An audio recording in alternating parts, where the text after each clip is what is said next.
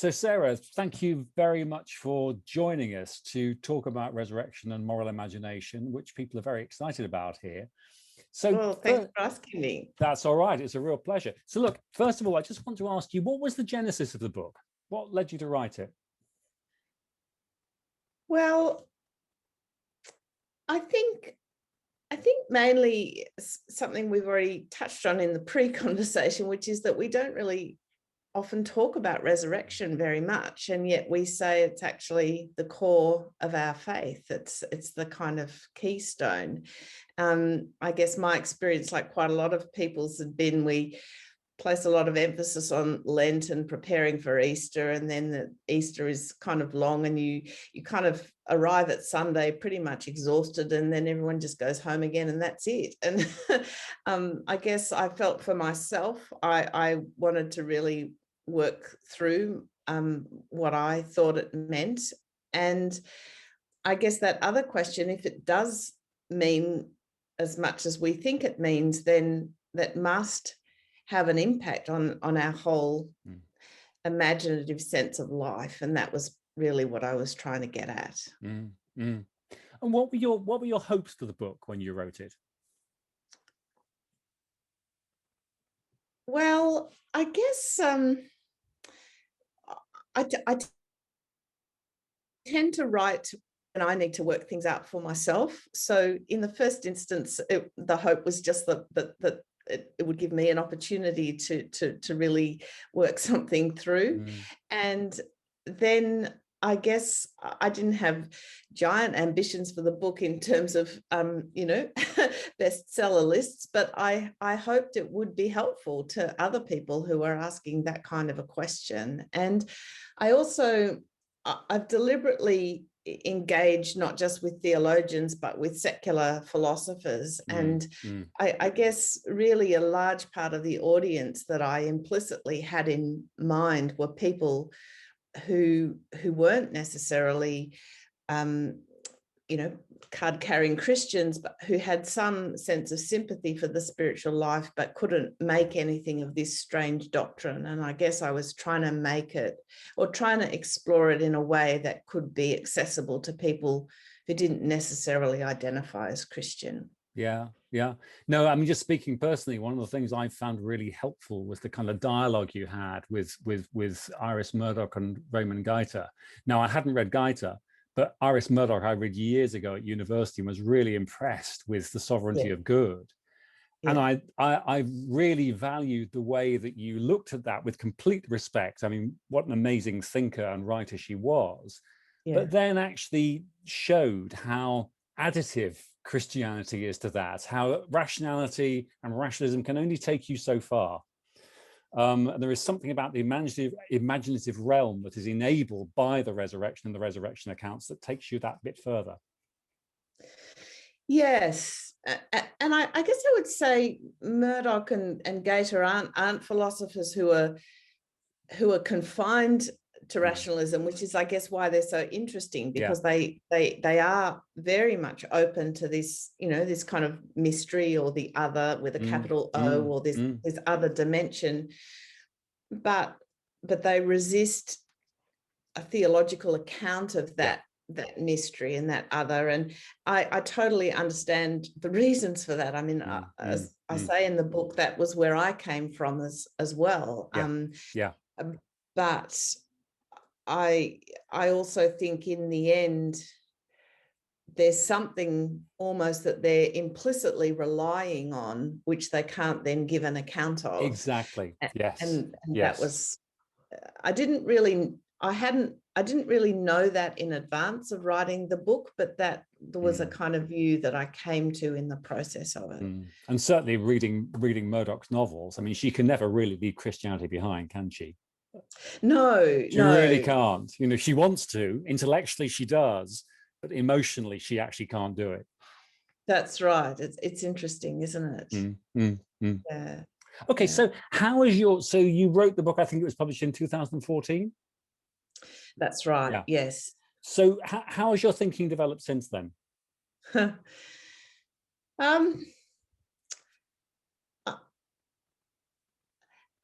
It's hard to say. I think in some ways, I think this still remains a little bit of a platform for my thinking.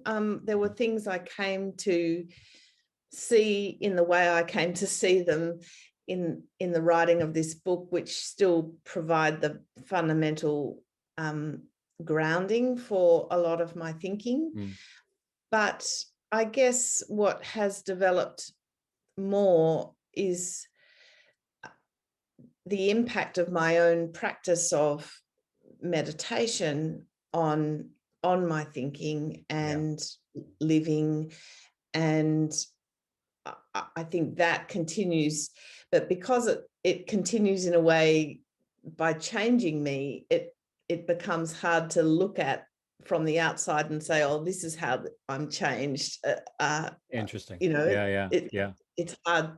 It's hard. I'm aware that I have, and I'm aware, I see it perhaps particularly in my preaching as I go back over older reflections that I've written. I can see I'm shifting, but it's subtle. Just on a personal note there, then, there's a very strong element at the end of the book about contemplation. And I'm wondering if that's something you arrived at as a result of the thinking you did in writing the book, or were you there already and it became reinforced by the writing of the book? Yes, much more the latter. So I was already, practicing meditation, committed to a contemplative practice, and in fact, I think it's that informs the whole of the book, and just becomes explicit at the end. No, it's very powerful at the end, and I think one of the things I really appreciate the book, and I know others feel the same, is that it's rigorous in terms of its intellectual arguments and a level of theory and so forth. But then towards the end of the book, you really get very practical about what this actually means. If we're going to live this resurrection life, if we're going to see from the resurrection, then it actually entails a very different kind of living the faith, both within church and in personal life. Yes, and that I think was a really animating principle from the beginning, because I guess my own struggle with faith over the years had been to do with, well, how do you get on the inside of this? How does this remain not just nice words that people say, or a kind of vision of reality that I'd like to believe, but it sort of somehow remains a bit out there. How does this become something living and therefore truthful? And I guess for me, the contemplative path has been the way I've been able to pray and live my way into something that feels true. And as John Main, who I quote, a teacher of meditation, says, in meditation we verify the truths of our faith from our own experience, and I think that's critical, because otherwise it just, and I think people often have that experience of church. It's not that they're hostile, but they just can't make anything of it, and it just sounds like words. Yeah, absolutely right. It's a making personal something, isn't it, which otherwise, as you say, is just words. And we'll come on to that really interesting phrase you have a little bit later about language gone dead, which I think is really, really important. Just wondering though, I mean, I started meditating and then kind of stopped, and I said to you, your book got me back into it, and I'm hugely grateful to you just for that, actually. But also, it seems to me, I practice Ignatian spirituality, and that's interesting in the sense that there's a whole thing there about actually getting on the inside, the imaginative engagement with the Gospels. And I'm wondering if that's ever spoken to you particularly at all. Look, I must say, for myself, I've always struggled with that form of prayer. And I don't know why. I've had a couple of goes, and I kind of wish wish it had worked. but it worked. I was kind of trying to avoid that phrase, but not finding another one. I think, yeah, so for me, I guess I find it difficult just to engage the imaginal like that, in that particular way. And I guess I've always had a slight anxiety that I'm just making stuff up. And I know that that's not, at the deeper level, that's not how it is, that something activates and takes you in. But for me, that hasn't been a pathway. But I guess I would just say that, and what drew me to meditation contemplation in the first instance was, in a sense, my confusion about faith and my not knowing what I believed and if I believed any of it. And what I loved about it was the sense that you didn't have to have come to a view about that in order to meditate. You just laid aside all your thoughts, and then you could trust that you weren't making it up, and that if something evolved, then, hopefully that would be true. As I've gone on in that way, actually, interestingly, it's drawing me back into the kind of the cataphatic, if you like, the words and the images and the symbols, not necessarily in that particular way of prayer, but I've certainly come to more and more appreciate that necessary dialogue between word and silence, or between symbol and silence, or gesture and silence. So that's certainly being a feature of this particular path, which for me started with the contemplative, is moving back. I think for others goes the other way.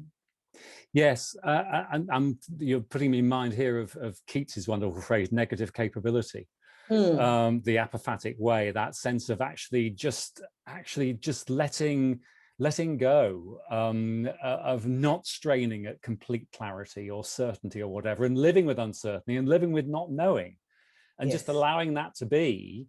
And somehow emerging from that comes from exactly what you're saying, that re-engagement with faith, creed, or whatever, which renews it in a very personal kind of way. Yes, that's right. And I think that's, in a sense, I guess that's what my own spirit needed, because I guess perhaps I'd tried too hard to grasp it, and so I needed to, in a sense, detoxify from that with this work of unknowing, and then that allows you to come back, as you say, in a quite different spirit. And we do live in a very heady culture, don't we? We really do. I mean, where it's all about, rationality and the left brain and all the rest of it, and it's I think it's either that, or I don't know if it's quite the same in the UK, but certainly in Australia, I would say I've noticed over the last few years an increasing sentimentality almost in a lot of public culture, from television to so there's it's not rational, sometimes quite irrational, but it's emotional, but not in an intelligent kind of way, and so the subjectivity that's involved in that is then a quite reactive, manipulable subjectivity, and very superficial. And rather than, as you've been using the word personal, which I like, because it's not really the distinction between subjective and objective, if it's more that kind of integrated, deeper knowing, which is both, involves both the head and the heart. That's right. And really owning this stuff. Absolutely. Tell me, I was reminded when reading your book of that wonderful line from Rumi about somewhere beyond right and wrong, there's a field, I'll meet you there. And I'm wondering if the thinking behind the book and the book has led you into engagement with other faiths at all. it hasn't in any systematic way, but that's really only a function of the fact that I just haven't had time to go there. I think it very much does lend itself to that. And that Rumi quote is one I also love, although I think I only discovered it after the book, but of course it resonated. It completely very resonates well. with the book. Yeah. Yeah, that's right. So look, I do feel as though there is a whole, there would be a whole area there for me to explore. And I mean, obviously just dabble occasionally or come across quotes like that and recognize the cross currents. But I haven't done that in any deep way. But then, of course, the book, in a way, as you said right at the beginning, was predicated on actually an engagement with people who don't have faith. And to that extent, I mean, the Rumi quote kind of works in that regard as well, does it not? That's exactly right. And I guess that's true. My main, in a sense, implicit dialogue partner all along, and continues to be not so much other faith traditions, but the kind of the secular tradition of the West. Because I guess I believe, well, there's that in me, there's that part of me that's always saying, yeah, but come on, is this really for real? So I'm sort of trying to honor that and not just get caught up in a little bubble of Christian thinking. And I've got in mind, many of my friends and relatives and just the surrounding culture that, so in a way, there's a kind of apologetic impulse, not in so much in the old-fashioned sense of defending the faith, but seeking to keep ways of making this articulable and accessible, in ways that it might actually just get closed off. And one of the most arresting aspects of the book for me was when you were using that phrase, language gone dead, and that really spoke to me. It said so much to me about how I find it so difficult to talk to my kids, who are 33 and 31, about faith, which I know they'd get if only I could darn well talk to them about it without this language that's gone dead. And it's so frustrating. And you talk there about procedural secularism, and about using language that doesn't necessarily reference God in order to talk about God-like things. I wonder if, in the light of that, because it's very radical, that part of the book, I wonder what your thinking is about whether the church as currently instituted has got any kind of future, or does it need to completely radically reform in order to be able to engage in the way that you talk about?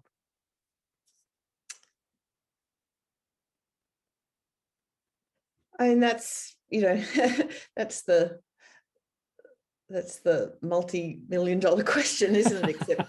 Except that we, of course, don't think about it in material terms.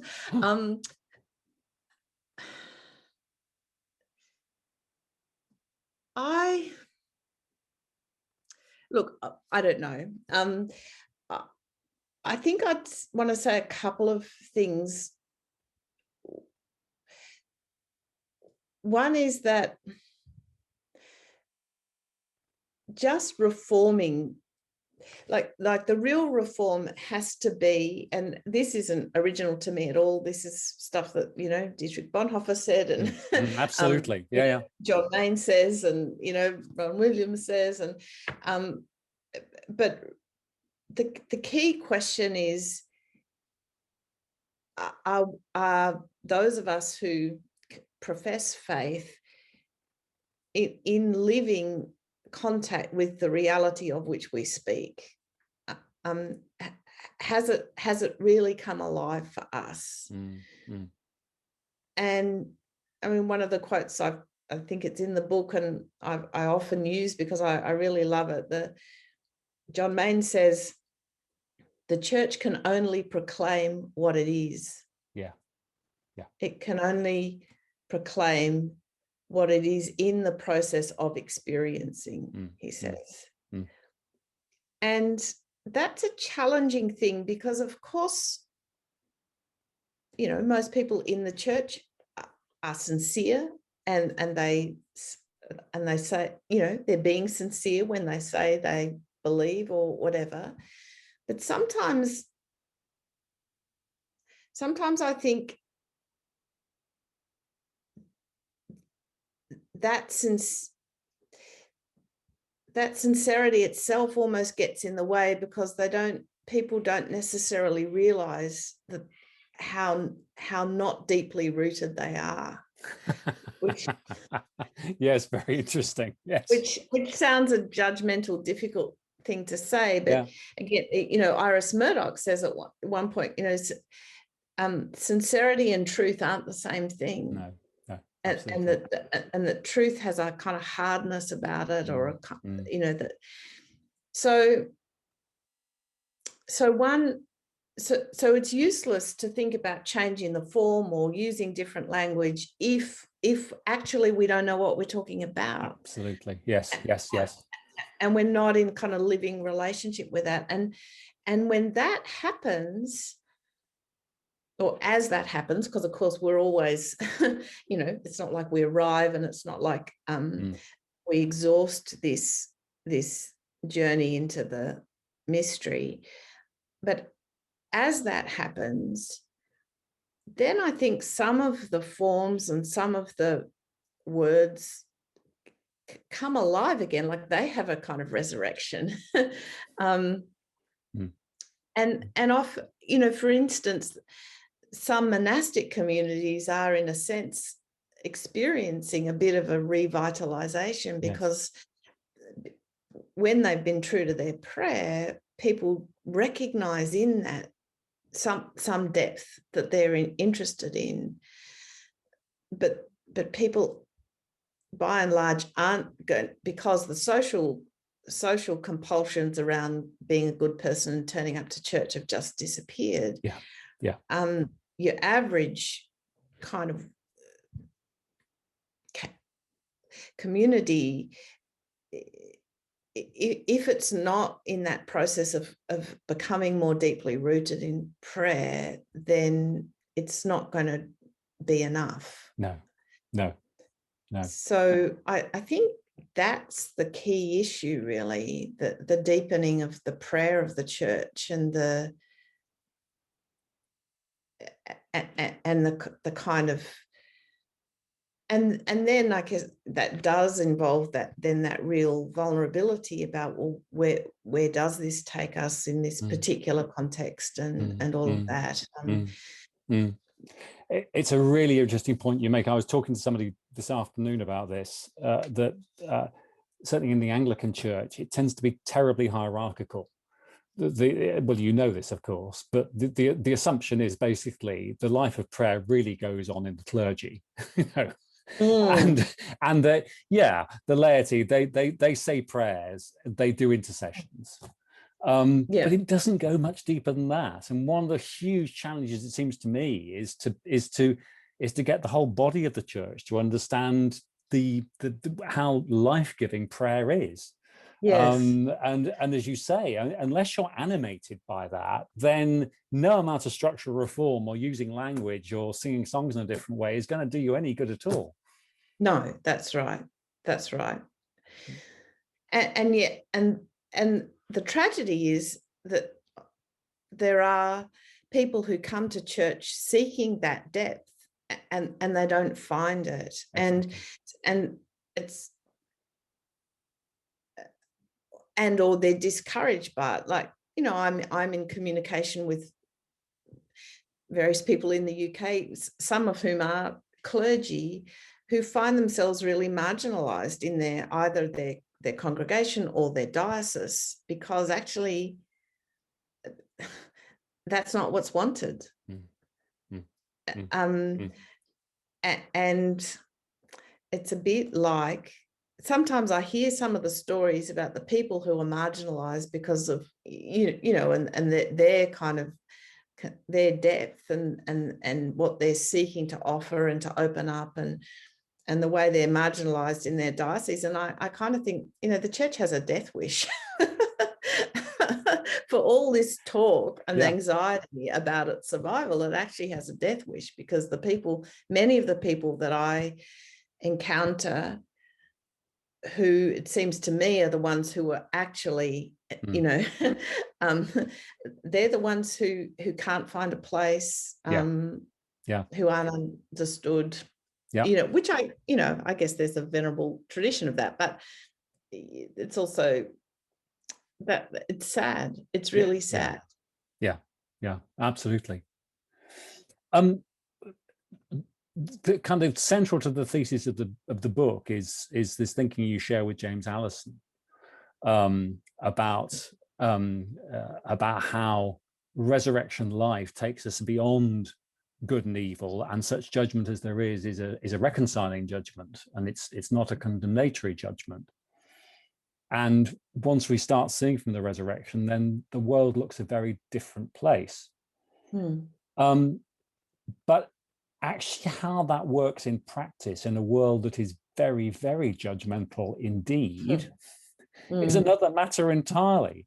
You give some hints of that in the book. Tell us a bit more about it, because I think for many people this is where it gets very, very practical. If we're going to live this truth, what did it actually look like? Can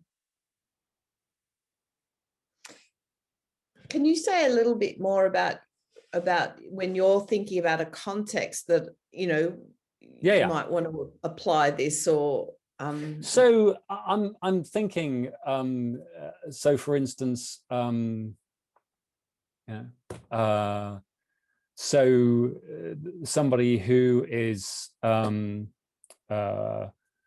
guilty of some kind of sexual abuse, or somebody who is a known bank robber, or somebody who is infringed society's rules in a significant way, who happens to turn up in the congregation.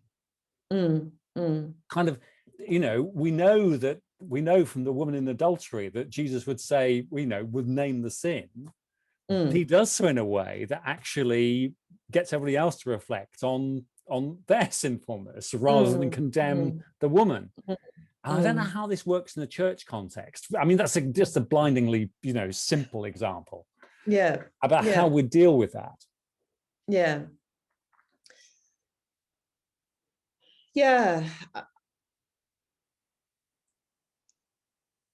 It's not easy, and I think a real trap, which I certainly know for myself, but I also see in congregational life and other kinds of life, is that we all know that we're supposed to not be judgmental, and we sincerely want not to be. We're kind of, but we just end up being patronizing and nice, and it feels fake, and it is. Not because we're not sincere, but because we haven't actually got to that deep place where it can be real. So there's something that has to shift in us. It's not just a matter of having those values and seeking to act well. It's actually coming to inhabit that place where what's there is love, a kind of reconciling love. It's your earlier point, actually, isn't it? Which is that unless you're personally changed at quite a deep level through prayer, the kind of attitude which is going to actually judge in a reconciling way is not going to be there. That's right. That's right. And I think, in a sense, the flip side, what is going to be there is moral effort and striving, which people kind of sniff out has a kind of fakeness about it. Absolutely right. And I think that's where that sense of, there's something a bit off about this Christianity, or there's something off, there's something intrinsically hypocritical. Absolutely. And there is, when it's not practiced out of that deeper level, because we're all trying so hard to be nice. And the Anglicans really try hard to be nice. We're really good at that. Oh my Lord. Really good at that. And then it's so hard to unpack because, but I'm being so nice. Like, what could possibly be wrong with that? It's really quite pernicious and difficult.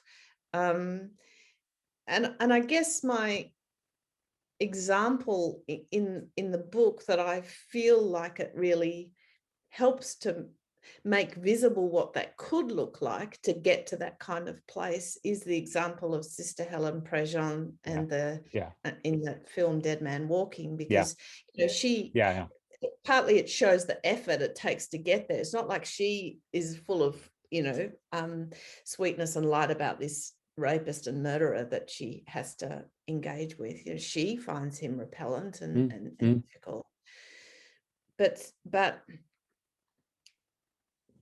somehow she lives into that place where she can see him.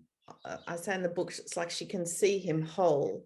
So she sees the terribleness of what he's done, and but she also sees him. Yes.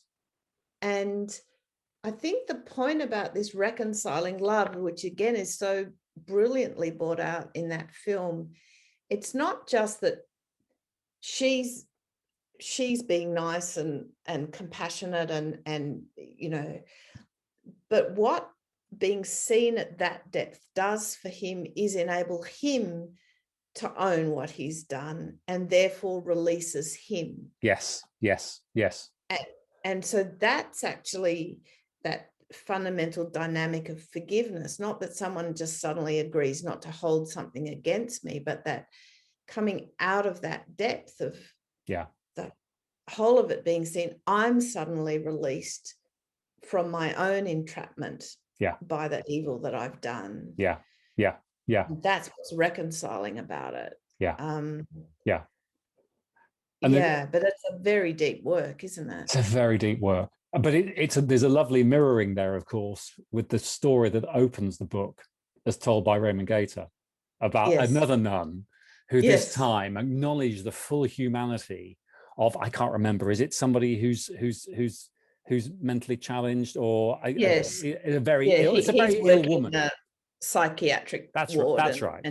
Visits. But as you say, it's a very, very deep work, isn't it?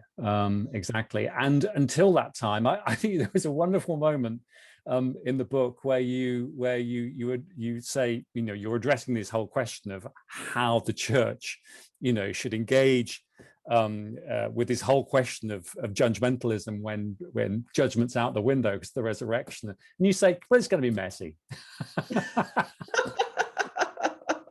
And I thought, yeah. An inkling of that. It's complex notion because it's a subversion. It's sort of a subversion of our usual idea of judgment without leaving behind the kind of, and I guess often people are really puzzled by that sense of how is it if Christ loves us and is merciful, compassionate, but also our judge, because implicitly people with the word judge have that it's tied up with condemnation or absolutely. But actually, if you think about it in terms of someone who's a good judge of character, actually just sees it as it is. Yes, exactly. Absolutely. Sees it as it is. Exactly. And there is something about being seen as you are. If there's something that you're hiding, obviously that's painful. But if the gaze that sees you as you are is also loving and on your side, then that's a liberating. It's transformative. And transformative. And was that wonderful line in 1 Corinthians, isn't there, about how, now we see through a glass darkly, and ultimately I will know even as I am known. There's that sense of the divine gaze and complete reconciliation and peace through that, through being fully known and acknowledged Yes. for Yes. good and all. But until we get there, of course, again, you know, St. Paul, you know, nothing can separate us from the love in Christ Jesus, except that in 1 Corinthians, he's all the time saying, don't have anything to do with this person and that person. You must sever all links with them. You know? So clearly, Yes. this was a really current issue in the early church, was it not? Yes. Yes. Absolutely. Yeah. Absolutely. Yeah. Okay. So it's messy. It's just going to be messy. It's messy, and you know, I think a lot of the time the best we can do, and this is reasonably involved anyway, I think is to recognize when we're not there, like to recognize there's this, you know, I'm really resisting this person, or I'm really, which is because at least then I'm being real about how I can't, I'm not embracing the wholeness of this person, and I'm not deceived by my own Anglican niceness about it. Yeah. Okay, look, this has been absolutely fascinating. I'm going to draw this to a close now, but last question. Have you got another book in you? I'm hoping you'll say yes. Well, I don't know if I've got another one on this scale in me at this time. One just has come out, which is based on, I did the John Main talks in Vancouver in 2019. Oh, great. For the world community, and it's called A Contemplative Christianity for Our Time. Right. So that's actually just come out. Oh, excellent. And available through, if I could give a little plug, through the please do. The World Community for Christian Meditation website has it, you know, you can find it. And that's quite shorter than this one, and accessible. It was written as talks, and another one that's coming out shortly is called, again, a small short book called Poetica Divina, Poems to Redeem a Prose World. Oh, nice. And so that's a series of reflections that I've done, 12 poems, 12 passages of scripture in conversation. Great. So that will be out, I think, April, May. Okay, well, thank you very much for that, and thank you for this really interesting discussion. It's been so great to meet you. So thank you very much, Sarah, and I know that people will be really wanting to watch this. So thank you very much. Oh, thanks, Mark. Thanks for having me, and also to those of you who are watching and who are doing this study. Go well, enjoy it. I think it sounds like a wonderful offering that you're participating in, and that's lovely to feel a bit part of it. So thank you. Thank you.